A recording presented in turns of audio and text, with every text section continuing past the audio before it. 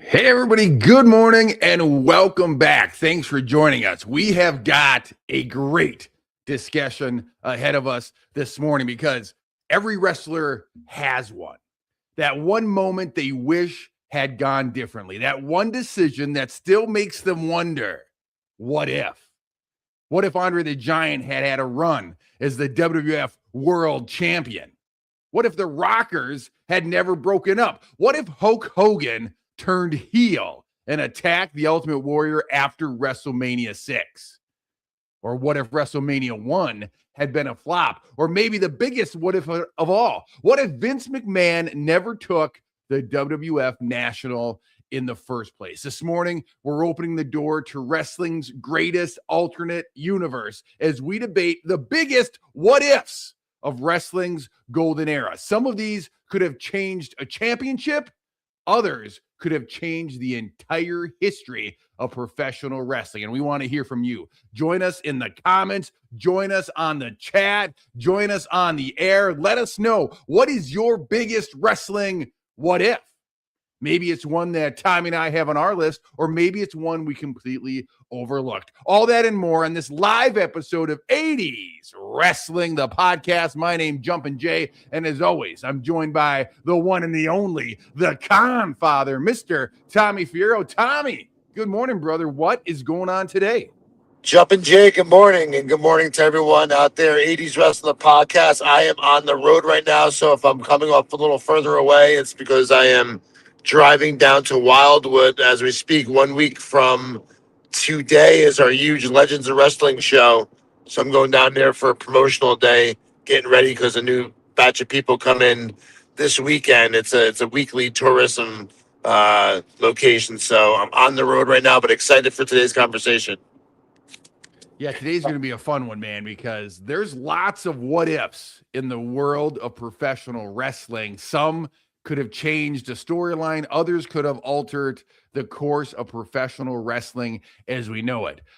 I jumped on AI, I jumped on Chat GPT, and I asked it, hey, what is the top 10 what ifs of the golden era of professional wrestling? And it gave me its list. And some of them, man, they're mind benders. Others, I would have never thought of myself. But we want to hear from the listeners. And we know that everybody's got their opinion on how things should have gone. You know, one that I always tease you about is I was rooting for Hogan at WrestleMania 6. A question I have for you, Tommy, what if Hogan would have won that match? What if Hogan could have had the IC belt and the World Wrestling Federation Championship at the same time? Would that have changed anything in your mind? You know, we're talking about what if. So, what if we did your scenario you just said before, where Hogan turned on the Warrior after WrestleMania 6? Can you imagine that babyface match? Warrior beats him the way he did. You know, Hogan did raise the hand, but imagine if he would have clotheslined him afterwards. Imagine if Bobby the Brain Heenan would have ran out and ordered Hogan to put the boots of Warrior, and Hogan goes with the Heenan family after all the years of Bobby the Brain Heenan and Hulk Hogan having problems with each other. That would have been jaw dropping. That would have been obviously a decade before the end. Well, not even a decade before the NWO. But man, that would have been that's a big what if moment right there. You know, Hogan has said in a couple of documentaries, as he was leaving that match, he looked back, he saw Warrior on the second turnbuckle holding both titles up in the air, and he thought, this is what he claims, he said he had the thought, what if I run back in, slide under that bottom rope, and hit Warrior with a low blow from behind, and then I go on this massive heel run. Like you said, what if he would have joined the Heenan family? What if he would have teamed up with Ted DiBiase, and he did it all for the money? Let me ask you this, Tommy Fierro. If we got a heel Hogan after WrestleMania 6, do you think we would even have ever had a Hollywood Hulk Hogan in the NWO? Or do you think he would have just had his heel run in the World Wrestling Federation, maybe turned back, good guy, and then retired? Would we even have the NWO if Hogan would have turned heel at WrestleMania 6? Well, I mean, a huge part of the NWO and the reason why it was so successful was because it was the first time ever we saw Hulk Hogan in a negative light, you know. So that was the catalyst behind what made them so shocking and so popular so quickly. So without that first ever heel turn, I don't know if it would have had the same reaction that it got, but man, if he would have turned on Warrior after WrestleMania 6 and went way he did, man, we've been off to the races. How do you think that stadium up in Toronto would have responded if Hogan would have slid back in, hit the Warrior from behind, and turned heel? Do you think that it would have got a pop? Do you think it would have, all the energy in the arena would have been sucked out in silence? How do you think that would have played out? I think that you probably would have been able to hear a pin drop, not because they didn't care, but they were just, it was just that shocking moment, kind of like when Brock Lesnar defeated the streak of The Undertaker. So I think it would be something like that. And man, they would have been off to the races. Man, I don't even know what a young Jumpin' Jay would have thought had Hogan turned heel on Warrior. Would I have been okay with it? Would I have thrown all my Hogan action figures in the closet for a while and not played with them? That would have been an interesting what if in the world of wrestling if we'd have got a heel Hogan back in 91. Absolutely. All right, ladies and gentlemen, we're playing Ultimate Couch Booker. Well, however you want to say it, we're opening that secret door to the alternate universe of pro wrestling as we debate what are some of the biggest what ifs of the golden era of professional wrestling. I cannot wait to get some callers on the air and hear what they have to say and how it could have affected history as we know it. Up first on the Wrestling Collector Slam line, it's time to fly out to the always sunny Chico, California, and connect with the one and the only babyface Brian. Brian, good morning, brother. How are you doing today? Good morning. I'm doing great. I got two pieces of business I got to hit before we talk about the what ifs. And one of them is the Major Wrestling Figure podcast, the blog of Tommy Fierro's store, The Wrestling Collector, and everybody should go check it out. It is it's so cool. The inside of the store looks just amazing. They check on the museum he's got in there, and you get to see all around on the inside. So I highly recommend people check that out. And I want to congratulate Tommy on how great the store looks. Thanks, man. Yeah, listen, I was supposed to be, I'm going right now to Wildwoods, about 2.5 hours from my house. Usually I just go down there, stay down there for the whole week. But I have to come back up this weekend because people have been coming in nonstop since that aired. So we're getting new customers every day. So with this being fresh, just airing last week, I don't want to have the store closed on the weekend. So I'm going down to Wildwood again on Monday. But yeah, man, thank you. They did a great job of getting the word out there. Obviously, they both have tremendous social media followings, and then the company itself does as well. So it was an unbelievable and valuable promotional tool for me. Thank you. Definitely. The other thing I want to touch on real quick is I want to congratulate ISPW and Toto with Tom on 99 episodes of ISPW Weekly. And there's a spoiler that I got to give. The Jumping Jay at the end of episode 99 has announced he's going to be joining the 100th episode. He was there for the first 50, this show that Toto with Tom and Jay created, and they had a falling out. And so check out episode 99 to see kind of how this is going down. And congratulations to Tom and ISPW Weekly. I'll have to listen either now or later on to Jay's input about this. I'm excited to hear what you think about episode 100 coming up. Well, I'll comment on both the things you said. Yeah, the Major Wrestling Figure episode of Tommy's store. Tommy, that was unbelievable. I love watching their stuff, and it was kind of a surreal moment because I've been to your place, not the new one. You moved across the street a little bit, but I mean, I know you, I know your brand, I know your thing, and to see it on their channel was kind of like surreal for me. So I can't even imagine what it felt like for you, but they did such a nice job highlighting your store and the stuff you have and what makes you unique. And so I've watched it once already. I plan to watch it again because it is really good. So if anybody hasn't seen it and you want to see what the Wrestling Collector is all about, definitely go check out that page. They call it like the greatest wrestling store in the middle of nowhere. And it's absolutely fantastic. And then, Toto with Tom and ISPW Weekly reaching episode 100, a huge milestone. Now, as you said on episode 99 there, Brian, I did reach out. I left him a voicemail. I have not heard back from Toto with Tom yet. I hope to be a part of episode 100. And so we'll see what next week brings. But yeah, that's a huge milestone for that episode, whether I'm on it or not. Awesome. As far as what ifs, I got three that happened before I was really watching, three that happened while I was watching. I'll try to go through them quickly. And then one that I think has just universally always been this huge what if. And that one is if Magnum TA hadn't been in the car crash, what if he had gone on to become NWA champ and how differently that would have shaped the wrestling world. The three that I got that came before I was watching, Sergeant Slaughter decided to go off and join Hasbro and become a part of G.I. Joe instead of staying in WWF. I know he made the right decision there. Everything happens for a reason, but kind of wonder what would have happened if he'd stuck around WWF. Also, That's a great what if. Definitely. Superstar Billy Graham, when he got the atomic drop from Bob Backlund, he didn't even bother kicking out. He put his foot on the rope, and the referee counted 3 and didn't see his foot on the rope. And so what if Superstar had taken some time off and come back as a babyface and showed that footage and gone on and defeated Backlund and gotten a real run as the top of the company, but been more in that Hogan mold where Hogan kind of designed his career after Superstar Billy Graham. A lot of his stuff is very Superstar Billy Graham-ish. And so that's another what if, is if Superstar Billy Graham had switched to babyface and gotten run with the title. And then Rocky III, what if Hogan hadn't gone and left the WWF to film Rocky III? What if he'd stuck around? Like, would we have gotten the Hogan turn much earlier in his career and had him, rise to the throne of WWF back in 1982 instead of, having to go through AWA and gain that popularity off the back of Rocky and AWA, and then jump back to WWF. So that's three that I have, before I was watching.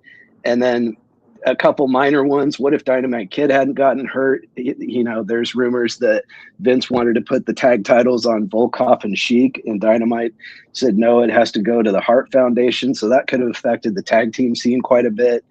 Butch Reed, what if he'd shown up at that card and become IC champ and had a run with the IC title where it's him and Slick that are on top of the Intercontinental Championship instead of Honky Tonk Man with Jimmy Hart.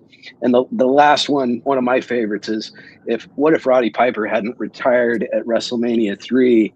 Is it something where he doesn't go make They Live, so Vince and Hogan don't feel the need to go make No Holds Barred? Do Hogan and Roddy, they'd been teaming together in late 86 and a little bit early 87 as a tag team. Do we get a Hogan and Piper Mega Powers run through 87 where Roddy turns on Hogan, and maybe we get a WrestleMania 4 Hogan Roddy main event and a feud that's rekindled and Roddy being back in the heel scene? So those are some of my favorite what ifs, and I'm looking forward to hear what everybody else thinks. But I don't know if any of those grabbed your attention, but I appreciate the show being back, and I love talking to you guys. Thanks so much, Jay and Tommy. Well, thank you, Babyface. I love all the ones that you brought up. The last one has my brain kind of tingling too. Yeah, what if we would have got a bigger Piper Hogan feud after WrestleMania 1, Tommy? Yeah. Hey, first, I have my phone on speaker because I'm driving. You guys are not getting background noise from me, are you? No, man, you sound great. Okay, good. I just want to make sure while you guys are talking, there's not like traveling noise. So I'm happy about that. Yeah. I mean, gosh, they could have went longer with that, right? I mean, it was so much. It was so much. It was so well done on the brawl to settle it all. And can you imagine if the first WrestleMania, talk about what ifs? Can you imagine if Mr. T would have turned on Hulk Hogan and went with Roddy Piper? You talk about this is what if. So we are fantasy booking, and then you have. I mean, that would have been possible because Mr. T was a huge babyface celebrity too in the world. But I mean, this is a fun episode because there's so many different scenarios you can go with. But I like what Babyface Brian just said about what happens if Sergeant Slaughter never left and stayed in the WWF. Would have Hulk Hogan got that big, USA babyface run, or would have gone to Slaughter? It looked like the writing was on the wall as far as Hogan wanting that type. I mean, McMahon wanting that type of character, but it would have been intriguing and interesting if Hogan had come in when Slaughter was there too with the Iron Sheik situation, you know? Definitely.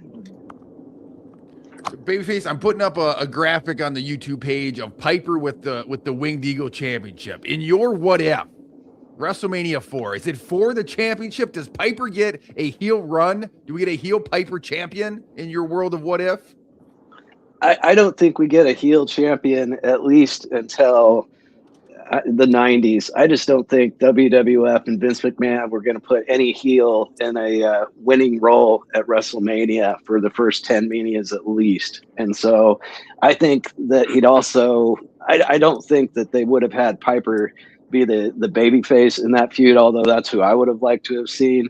So I don't think he gets the belt. I think that Hogan would have gone over Piper at WrestleMania 4 if they had gone that route. And kind of similar, I just think it would have been a little bit quicker on the timeline than the Hogan Savage deal was with Hogan and Savage facing off at WrestleMania 5. Like I would have preferred Savage in the babyface role at WrestleMania 5 and him going over. But I just think for those first 10 years plus, they weren't going to do a heel winner on the biggest stage of all. So yeah, I'd have had Hogan. I'd have seen Hogan beating Piper, and I couldn't see Hogan turning heel. But man, then we'd never get Savage Hogan mega powers. We'd never get the mega powers explode. Yeah, it's great to think about all these what ifs, but it also changes so much of what we love, and so it's fun to talk about. Yeah, I think everything happens for a reason, and Roddy's got his legacy of being the star of They Live, and Hogan got to go do No Holds Barred. So I think everything happened the way it should have. It's just a really fun episode to think about some of these other alternatives. And thank you guys again. We appreciate you calling in and kicking it off. You got some great what ifs. Take care, my friends. All right, Jumpy J, did you come up with this topic? Because this is a fun topic. This is something I came up with. You know, we texted back and forth early in the week wondering what we should talk about.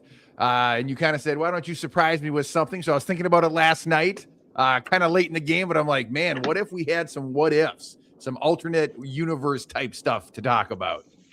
Yeah, it's fun. I mean, what if, here's what you talk about what ifs. What if Vince McMahon Jr. never came along and they never went nationally? What if then? What do you think? What do you think the wrestling business would look like right now? So that's the biggest what if. It is. Do you think territories could still exist all these decades later if Vince Jr. had run away and joined the circus or done something else with his life? Absolutely. How different would the landscape of professional wrestling look if it was still territorial and we all had the AWA, we had ISPW, we all had our champions, and then maybe there was a world champion that traveled to all the different things? It'd be kind of cool, to be honest with you. It would. And I mean, it would look completely different because I'm sure that if, WWF didn't do what they did, I'm sure someone else by this time in 2026 would have came up with the idea of going nationally. But who would that have been? It's an interesting topic. It is. I'm in the middle of reading the Gorilla Monsoon book, and he was next in line until Junior came along. And Gorilla's plan was to keep it territorial and keep it kind of the way it was. And so it would have been interesting if Gorilla Monsoon would have bought it and kept it territorial, what the world of wrestling would look like today. Absolutely. I'm about to pay a toll here on the Parkway. So if you hear this happy lady jumping around right now talking to me, it's me live on the road. Maybe we'll give her live on the podcast right now. Hold on, let's see if we can do it. Ready? You better ask her what her biggest wrestling what if is. Hello, how are you? Good, how are you? I'm live on a pro wrestling podcast right now. I said you're a happy woman dancing around, having fun. You like pro wrestling? I don't have nothing against it. Hulk Hogan, Bruno Sammartino. Yeah. Who was your favorite growing up? Hogan. Hulk Hogan. How about Andre the Giant? Oh, yeah. Yeah, I forgot about him. Have a good day. Say goodbye to everyone. All right. You never know what's going to happen on 80s Wrestling, the podcast, baby. You like pro wrestling? I got nothing against it, she said. Yes. Oh, that was awesome. And even That's when you making, mentioned Andre the hey, that's Giant, making it happen on the fly, Jumping Jay. That's that making was it happen on incredible. the That's fly. incredible. And when you mentioned Andre the Giant, I think she hit you with a little Randy Savage. I heard an ooh yeah from her. Yeah, she threw one of my quarters back in the car. It hit me. She got a little Keep the excited there. change. That's awesome. Hey, We're live. I got a what if for you before you go to the next caller. Yeah, hit me with it. What if you never told me that Boris Zukov was your favorite wrestler? Would you have gotten a chance to talk to him? I probably would have gone my whole life without hearing the sweet, sultry voice of Boris live on the air. That is a huge. I think that's the ultimate what if. Absolutely. We are here live on 80s Wrestling the Podcast. We're talking about what ifs. We're talking to toll booth workers. We're getting it all in this morning. We want to know your biggest pro wrestling what ifs. What if Flair would have come to WWF sooner? What if Hogan would have turned heel in the WWF? What if Piper would have become champion? What if DiBiase's title reign? What if Jack Tunney said it stands and we get a heel DiBiase reigning over the World Wrestling Federation? We want to hear from you. Up next on the Wrestling Collector Slam Line, it's time to visit the Firehouse. It's time for Firefighter Brian. Brian, good morning, brother. Good morning, guys. How are you? Good morning. We're paying tolls and talking wrestling. You know what? I was just they still have toll booths by you. I haven't seen an actual toll booth, like a toll booth worker, and I can't tell you how long. The easy passes have taken all those jobs. I'm glad to see there are some people still doing the toll booths. There you go. Absolutely. And how is it out there, Tommy? I don't know about you, but by us, it's like in the upper 80s and sunny, but you wouldn't know the sun is out with all the smoke. Yeah. How is it driving out there, Tom? Same thing. Due to all the firefight, the wildlife fires, Right. it's pretty In bad here Canada. too. It's very, very like gray. It Yeah. is just crazy, and my prayers are with everybody out there, and it's those firefighters are going to be out there for quite a while. So all the best. And Jay, how was your trip? Oh, it was fantastic. My family and I went camping in Osseo, Wisconsin all last week. Awesome. It was great to get away and just have fun with the family. I appreciate you asking. And you take an RV all the way out there, right? Yeah. So we used to tent camp all the time, and then you get to be old, your family gets to be bigger, and tent camping doesn't be as comfortable as it used to be. So we rent an RV from a local a lot here in my hometown, and we drive an RV the whole way, and it's incredible. This year we were lucky enough, we rented a 2027 model. It's from the future. Nice. And it was great. Kitchen, bathroom, it was fantastic. We felt like you weren't camping at all. Only the best for the $1 million man. That's right. I think it's all they had in the lot, to be honest with you. But well, one last question: how long is it from your place from where you are to Wisconsin? It's only about 2 hours to the border. Where we went, it was about a 3.5 hour drive there, but with traffic on the way back, it was like 4.5. But it was a good drive. The trip itself is part of the fun. Exactly, the trip is part of the trip is part of the trip. So 100%. Jay, did you start that fire? What's up? I'm not allowed to comment on that. Hey, listen, you got a lot of heat. You might have started that fire. Yeah. It's not. Maybe, it wasn't me, brother. I didn't see nothing. I didn't see nothing. You go up in that way, everyone knows what Wrestling Guy Magazine is, so you might have some heat up there. Yeah. I should have brought a box of them with me, and I could have made big money on the road, because no one had seen that in my neck of the woods. Yeah, you would have been able to buy your own RV. So, hey, listen, guys, before I get to the what ifs, you guys are really you guys are really gonna like this story, especially you, Tommy, since your father's no longer around. So this past Saturday, my wife and the baby and my brother and his wife and 2 daughters, we all went to 5:00 Saturday Mass for the 5-year anniversary of my mother's passing. She didn't want any services. She just wanted a mass set in her name. So we did it on Saturday. And while everybody is on their knees while the priest is breaking bread, Patrick is singing "The Wheels on the Bus." Huh. And I'll bet you my mother was laughing her ass off watching that whole thing. So I figured you guys would appreciate that, especially you, Tommy. That's So, awesome. so yeah. So, anywho, so with the what ifs, let me just say, with Hogan turning heel at WrestleMania 6, I don't know if the wrestling world, especially the WWF world, was ready for something like that. I don't Nowadays, think we're so. ready for just about anything.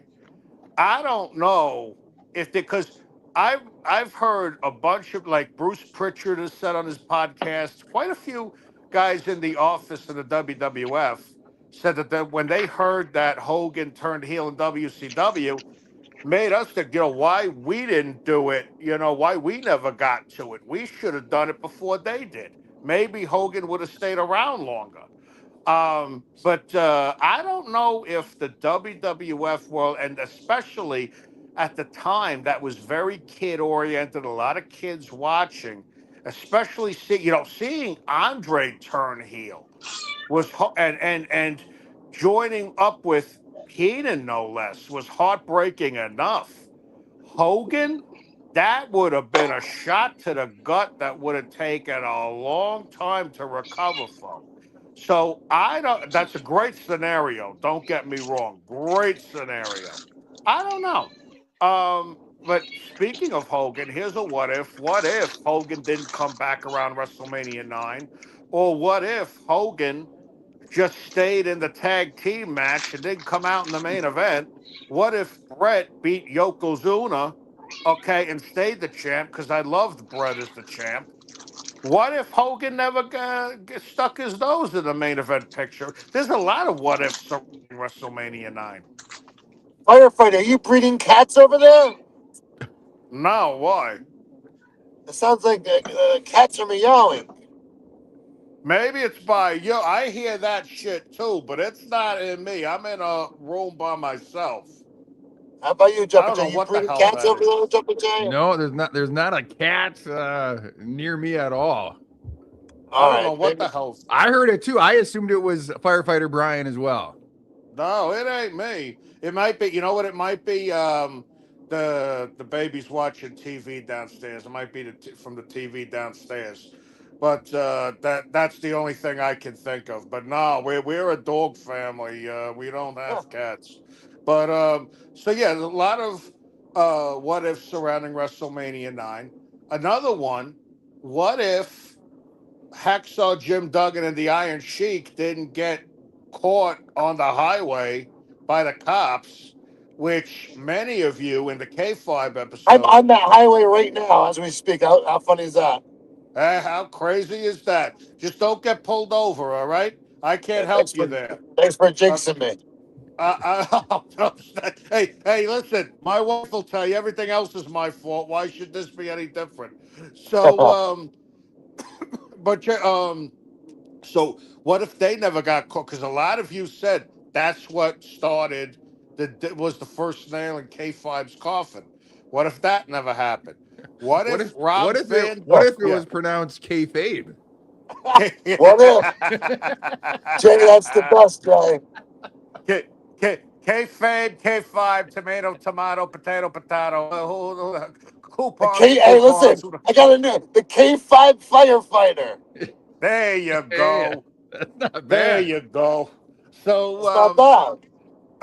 and speaking of guys getting pulled over, what if Rob Van Dam didn't get and Sabu didn't get pulled over and arrested? When after 5 years of holding off on giving Rob Van Dam the heavyweight title, he and Sabu get pulled over with drug paraphernalia, get arrested, causing a suspension, him stripped of the title. He never held heavyweight gold again, at least not in the WWF, and he shortly after went to TNA. Who knows? Rob Van Dam could be a WWE. I mean, yeah, he's in the Hall of Fame, but who isn't? He could be a WWE legend by now. And K. What's his name? Face brought up a good point about Magnum TA. Breaks your heart about, especially after I've had the pleasure of meeting him. Oh my God, that poor guy has to be reminded of that accident every friggin' day. And I've had the pleasure of meeting him. He needs a not even a wheelchair. He's like a cart to get him around. If you saw his dark side of the ring, it breaks your heart. It's heartbreaking. What if Brian Pillman never got in that car wreck? He might still be around today. He might not have gotten addicted to the painkillers and all of that. He might have had a nice push in WWF. He could have been the big star that everybody thought he was going to be. So a lot of interesting questions. Yeah, the tragic ones always get me too, because one of the ones I thought of this morning was, what if Owen Hart's accident didn't happen? What would that meant for him, his family, and wrestling? And yeah, when you start going down the road of car accidents and deaths, yeah, there's a lot of what ifs. Oh, that breaks it. Hey, what if? Oh God, I don't even want to say this, but I guess I have to now. What if Chris Benoit didn't go ballistic? It's But listen, I'm going to ask you guys this question. It's related but unrelated, and then I'm going to get off. Let's lighten the mood here. Tommy, I got your texts on Saturday.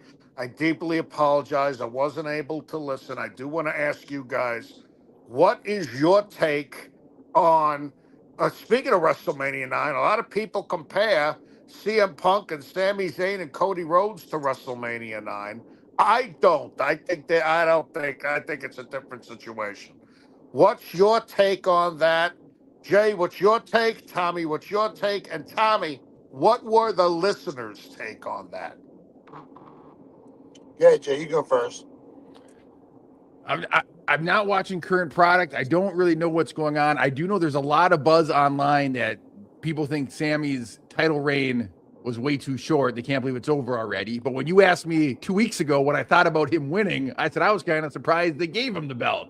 And so I'm very interested to hear what Tommy is, and you as well, Brian, what you guys' take on the Sami Zayn situation is.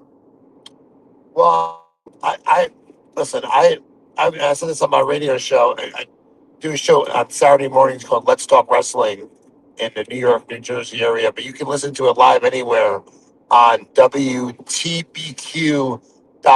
on Saturday mornings, 9 Eastern. Every Saturday morning, 9 Eastern. Again, it's WTBQ.com. And our topic was about Sammy winning the title, and then CM Punk getting it back in just 9 days, and how people are comparing, what Punk did, kind of like what the old guard did back in the day. You have all these, the top guys are keeping the top spots. That's obviously Roman, Seth Rollins, CM Punk, and Cody. And listen, TKO is a different company than WWE. They look at the big stars and the celebrities, and obviously these guys are the big stars and celebrities for the WWE.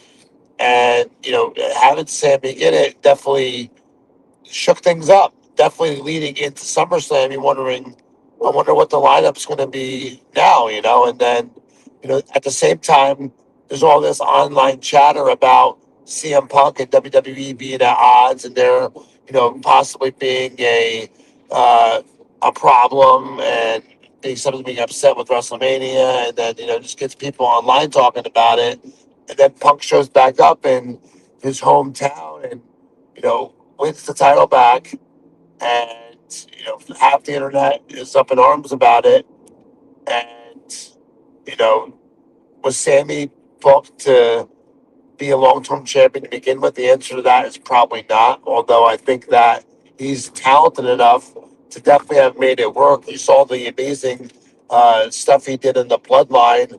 He's always someone that when they come out through that curtain, they get an immediate reaction, and not that many people have the ability to do that in this wrestling industry. When the first chord of their song hits, the people are up off their feet. They always were for Sammy. So he obviously has something. He's over with the audience. Should he have been throwing a bone, especially in front of his home people? Absolutely. Did I think that it would have been a long term thing to begin with? No. Do I think that it could have been? Absolutely. Do I think that Punk getting it back and leading into. See, this is what people forget too. They got to sell out a stadium not 1 day but 2 days, and it's not even WrestleMania. It's SummerSlam. And I know they did it last year in my hometown of New Jersey, home state of New Jersey, and I actually went to night two of it. And you got to remember that this is the business, and they have to sell out a stadium 2 nights in a row in Minnesota. And to do that, you have to have the marquee matches. You have to have the heavy hitters. You have to have guys that are going to sell tickets. And I believe that although Seth Rollins and Roman Reigns have been done 1,000 times before, I do think and feel that is a marquee match for a 2 day stadium show. Two of the biggest stars in the company. There's a backstory there with those guys. I think that CM Punk and Cody Rhodes on the marquee is a million times more marketable than Sammy against Cody or Sammy against CM Punk. No disrespect to Sammy, but I think that for a stadium show where you're counting that as your main event, to sell tickets, you got to have the biggest names possible in those scenarios. So that's why I think they got it right. I think CM Punk is was the right choice, and I do think that it'll be definitely help sell tickets for SummerSlam. Well, all I'm going to say, because I've been on a while and I'm sure you have other callers, so all I'm going to say is, Tommy, I do hear what you're saying. I agree with a lot of what you're saying. The thing, however, and it's a big however, and as I'm sure you guys know this, SummerSlam is absolutely nowhere near sold out. And they can blame the pricing, they can blame the economy, they can blame money all they want. They could put the blame on the pricing or whatever all they want.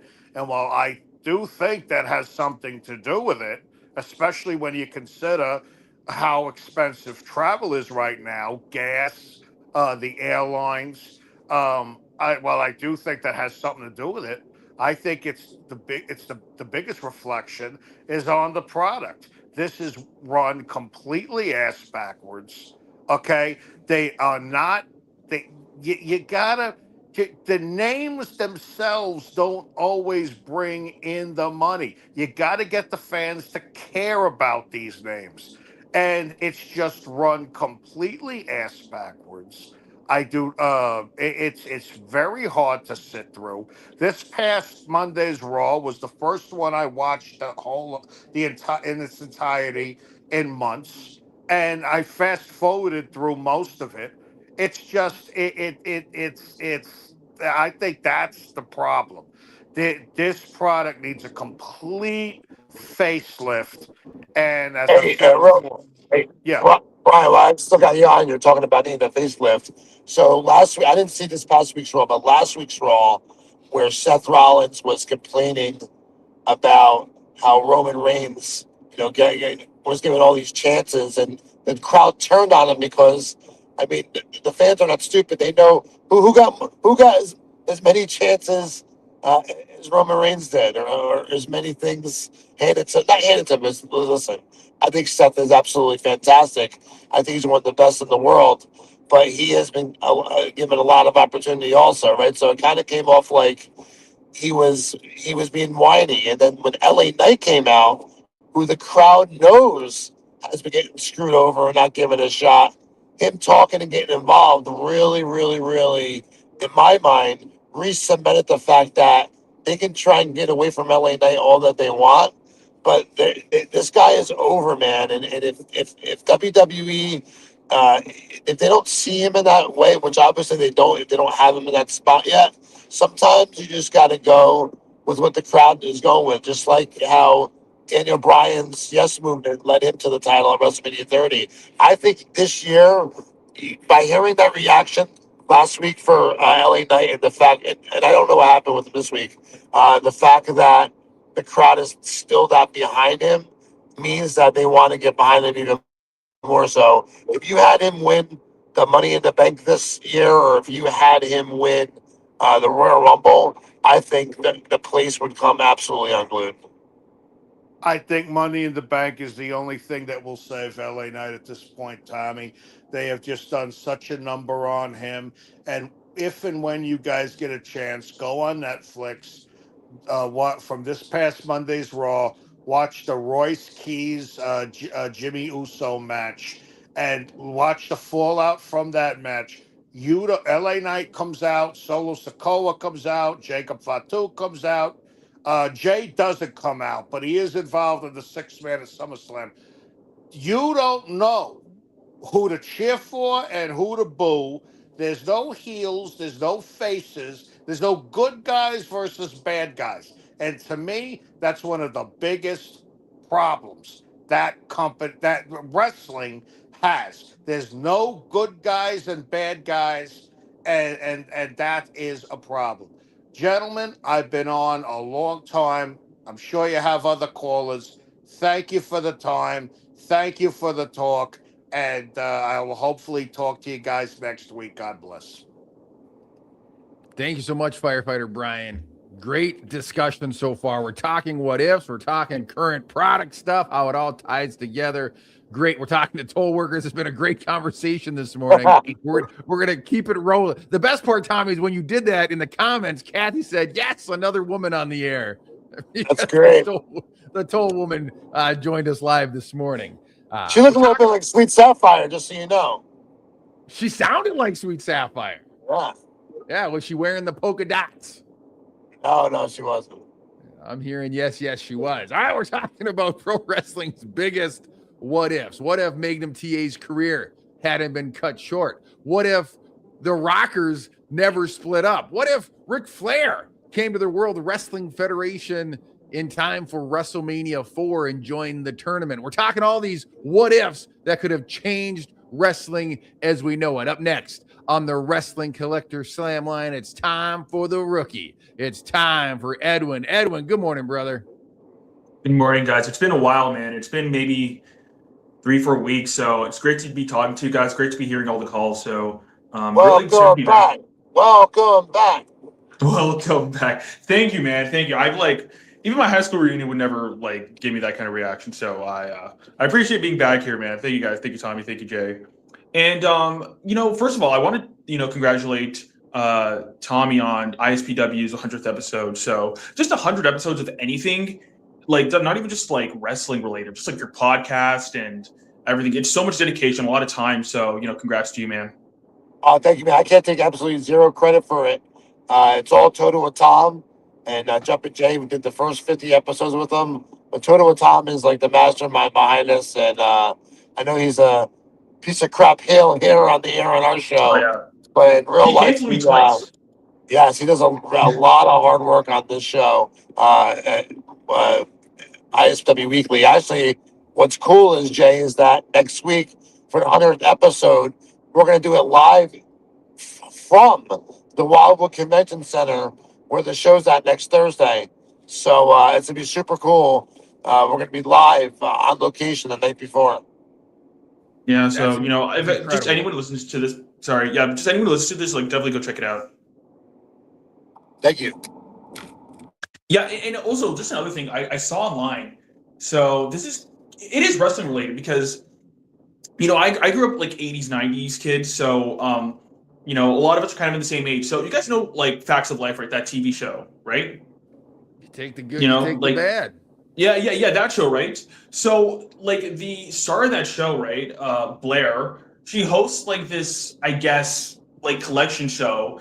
And, it's actually a really cool show where they kind of, go to people's houses and they show off their collections. And it's in the millions. It's not just, it's, movie stuff, objects and maybe historical figures of, someone's life, Marilyn Monroe or whatever. And so they're doing this episode about stuff from the 80s. And then there's this one guy, right? He's showing off his 18 collection and his movie collection. And then he shows his wrestling collection, right? And his wrestling collection is these LJNs. And I'm sure it probably looks like Babyface's basement with all these LJN figures everywhere of wrestlers. And so you have how many LJNs were there? Were there 60 of them?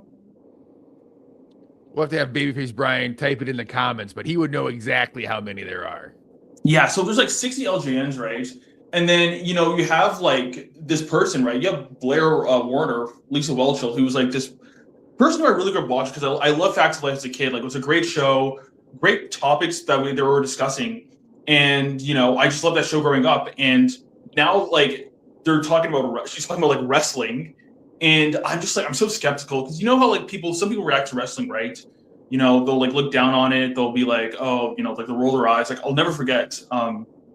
There was like a press junket with, I think like Jennifer Aniston or whatever, right? And she was talking with one of her co-stars, and her co-star was like a big wrestling fan, and she kind of just like looked at him when he was talking about wrestling, and she just really like rolled her eyes or just like swallowed her own puke or whatever. She was so disgusted, and I was just thinking to myself, where it's like, okay, you know what?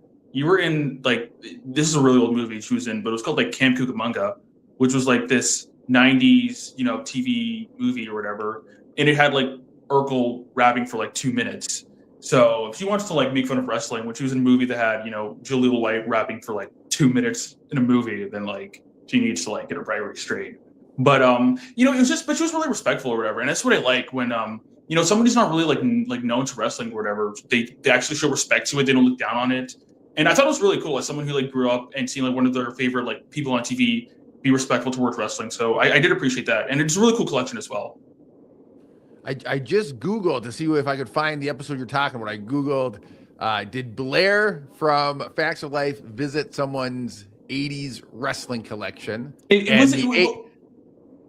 Well, it wasn't like it wasn't like a 2-minute like scene where she was like talking about the wrestling. It was like, but it was like 18. It was like called like 80s collection or whatever. But if you find it online, like definitely go check it out. I'll look for it. I love that the AI, because now when you Google something, it gives you like the AI overview first, and the AI tells me that Blair from the Facts of Life has not publicly visited the Wrestling Collector Superstore in New Jersey. Is what it tells me.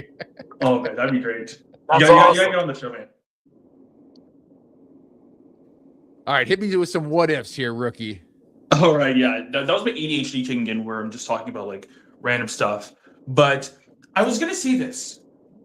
You guys were talking about Hulk Hogan turning heel in where it was like WrestleMania 5, 6, right? WrestleMania 6 with Warrior, yeah. It wouldn't have worked. I think Firefighter nailed it around the head.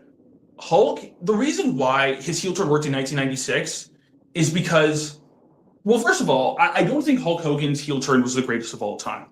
I think Macho Man's heel turn like blows it away because WWF was so much bigger than the WCW. I know Hogan's a big star, but like, dude, did you watch like the Bash at the Beach live when it happened? I think I was watching it.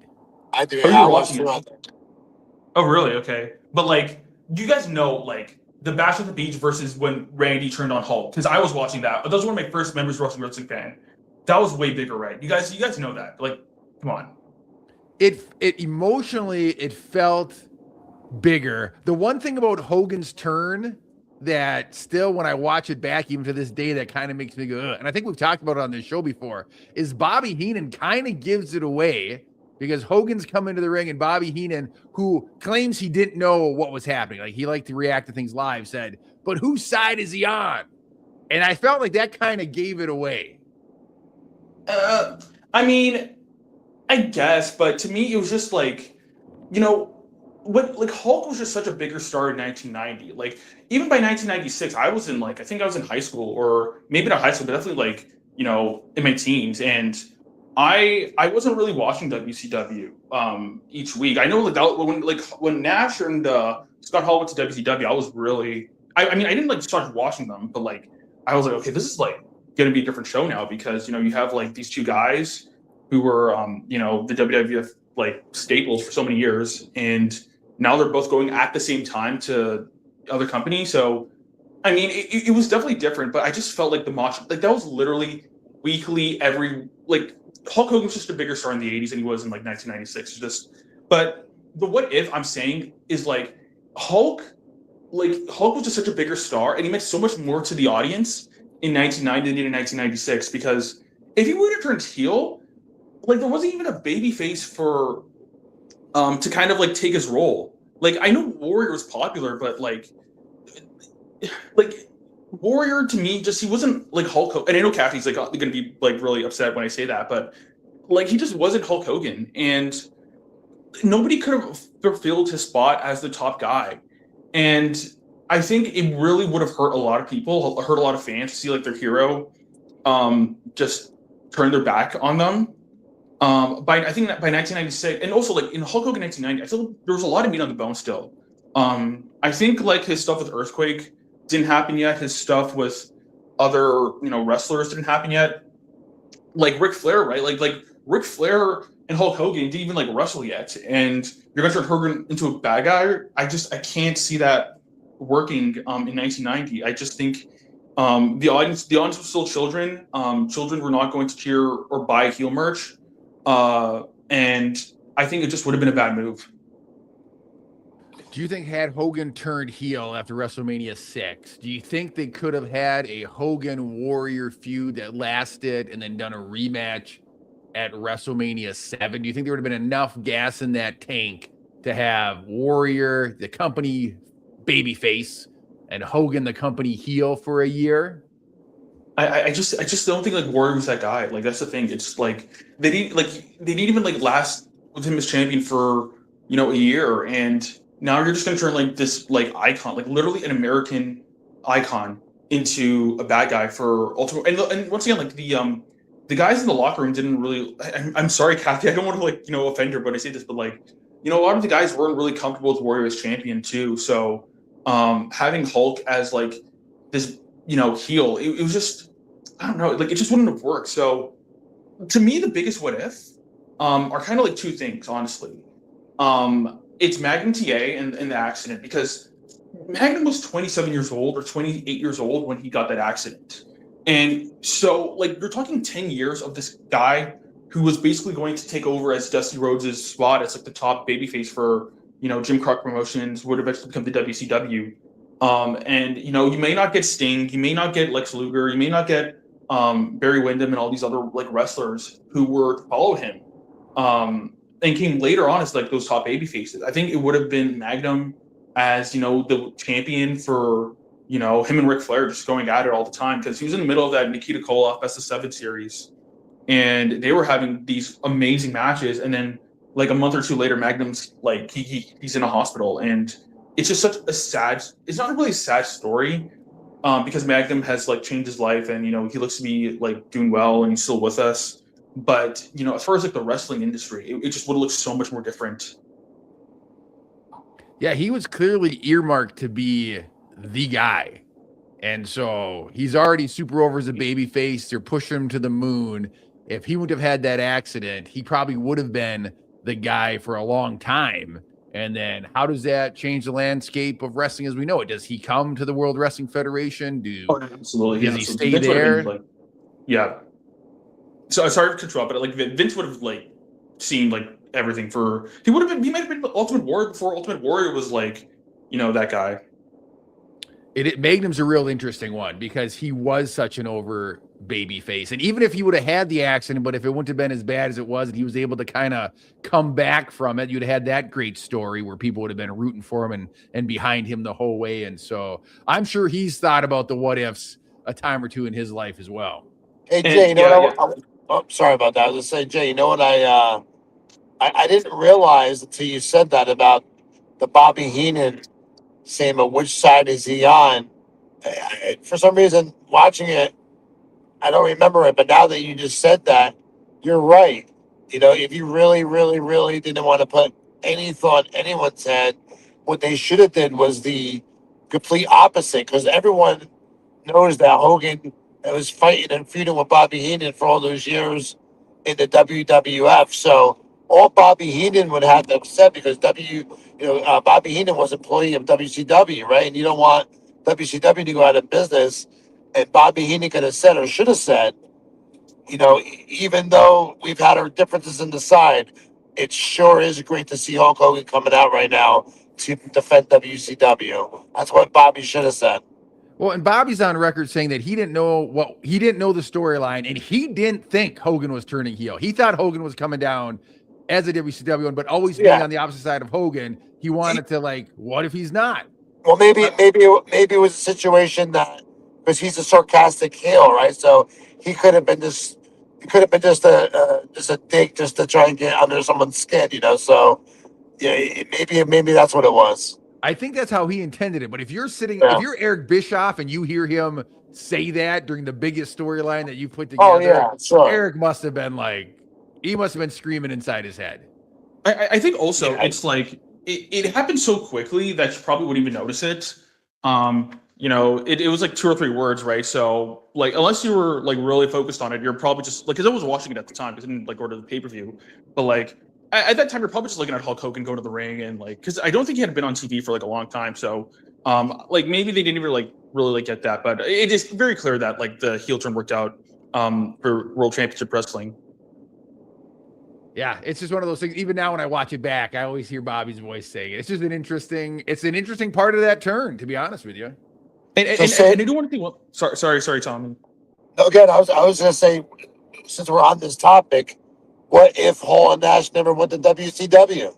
Well, that's a big what if. I was going to say, like, even a bigger what if would have been, and this is something no one said in like this entire podcast. You know, what if Ted Turner didn't buy WCW in 1989? Because they were bankrupt. Like the company was going like out of business, and you know Ted Turner went in and bought it from Jim Croc Promotions, and you know he ran WCW, and then they got like a lot of like maybe like another decade out of it. But what if like, you know, Turner just decides, you know what, this company's bankrupt.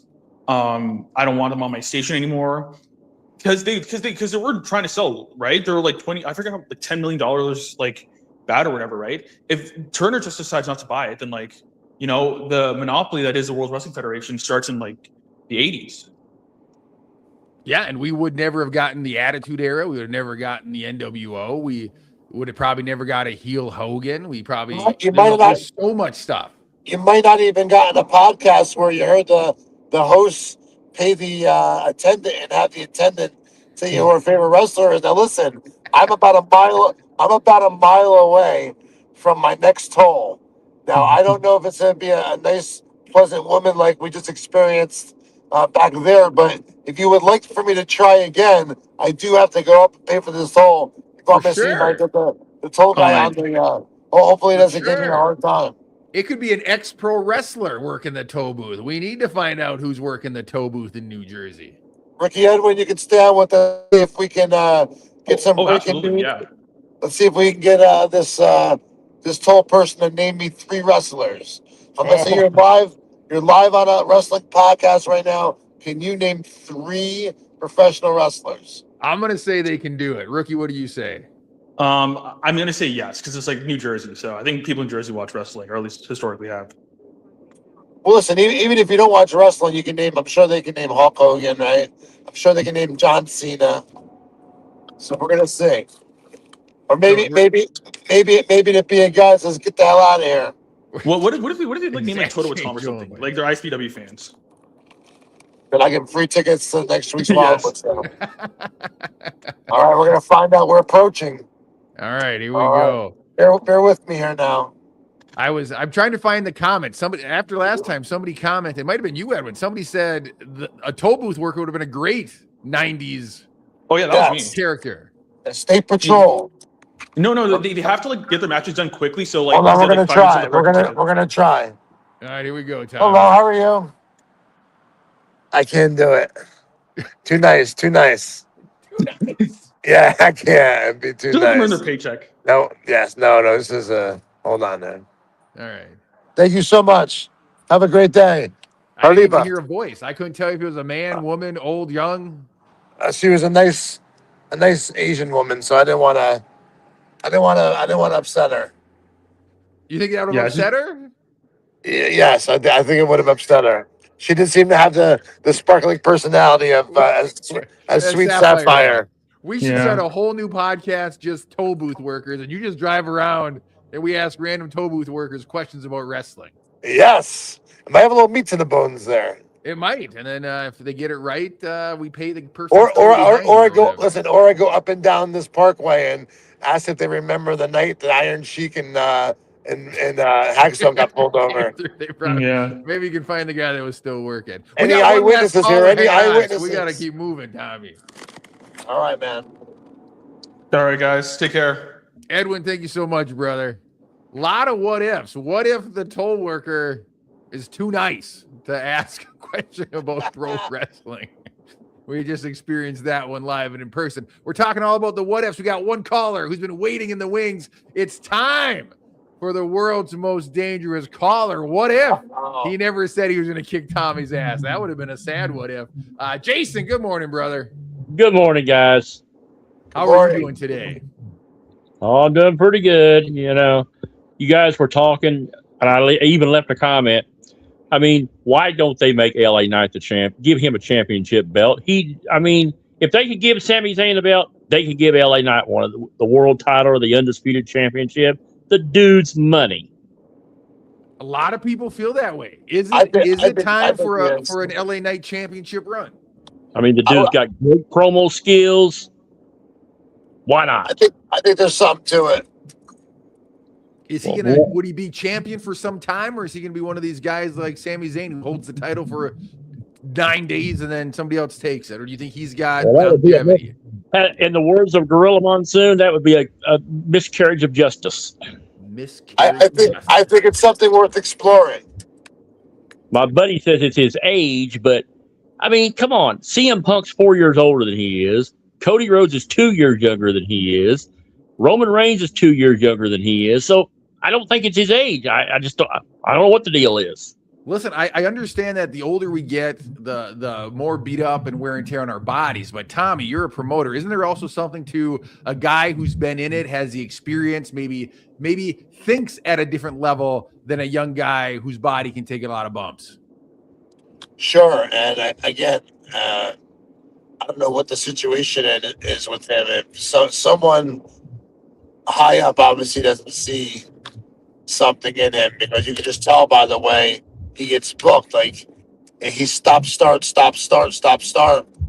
And that's by design, I feel. Kind of like, you guys remember when Rusev was getting real over with the Rusev Day and everyone had the show and like the crowd was trying to like hijack the show with the Rusev Day stuff?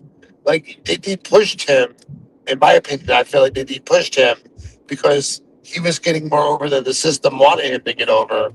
And I think that we have a similar situation here with LA Knight, where the crowd is just so strongly behind him, and no matter how long they have off TV for a couple months recently, and no matter what they do or where they try to stick him to a 6-man or a mid-card angle, some people are undeniable, and I think that WWE is going to find out soon that he might be one of those guys that's undeniable. I hope so, because I've been a fan of his since he was Eli Drake. He's got something. Is he a little? Does he come off a little bit like Stone Cold meets The Rock, and if they had a baby, that's what they would spit out? Possibly, but he has his own spin to it too. He has that. He's got that. What's the word I'm looking for? Beyond the F factor, he has like, you got to be born with that attitude, that swag. He's got that swag that you got to be born with, and it's more than an it factor. That swag, he believes in everything he's doing and saying, and I think that no matter where they put him on the card, you're going to get the same result from the audience until they see him in a situation where they want to see him in, and that's why I think that I wouldn't be shocked if, although we said it 100 times in the past, LA Knight should win a Money in the Bank or a Royal Rumble. Sometimes things are undeniable. Guys are undeniable, and I think that he's going to be one of them. Absolutely. He's you made the perfect point there. He's undeniable. He deserves his opportunity. I think you'll see him get it too. Well, I hope so. What do you think, Jay? Yeah. Listen, I think he's had it for a while. I think, like you said, he's got that it factor. The crowd loves him. He's got the energy. Yes, he does remind people of Stone Cold and The Rock. And so I know some people say that he's, ripping them off, but it's okay to borrow things from somebody and make it your own. And I think that's what he's doing. I think he's made it his own. Jason, while we have you on the air for this topic, give us your pro wrestling what if. What thoughts, what alternate universe, what alternate timeline keeps you awake at night? Well, here's something nobody has mentioned. What if Vern Gagne wasn't such a dumbass and kept Hulk Hogan around instead of running him off? What if Hogan would have stayed with the AWA? I mean, even if Vern wasn't such an idiot, would the beckoning of the WWE be too much, and he would eventually went to the WWE, or would he stayed AWA? The WWE wants you to think that Hulkamania started in the WWE. No, it started in the AWA. That's right, it did. So, I mean, what if Vern wasn't such an idiot and kept Hulk Hogan? So, if Hogan would have stayed in the AWA, and let's say Hulkamania still blew up the way it did, would AWA have become what WWF became? I don't know, because Vern. I've always heard people say this about Vern. The business just slowly passed him by. Yeah, he was hesitant to expand, and I think people have said that Vern viewed Hogan as a great attraction, but not necessarily the guy. Vern still loved his wrestlers, and so he may have not pushed Hogan into the spotlight the same way McMahon was able to. I mean, what was it? Maybe I know of at least once, maybe it was twice. They gave the belt to him. He beat Bockwinkel, and then they turned around and gave it back. Right. And then if Hogan stays in the AWA, does WrestleMania 1 ever happen? Or does he do it with Superfly instead of Hogan?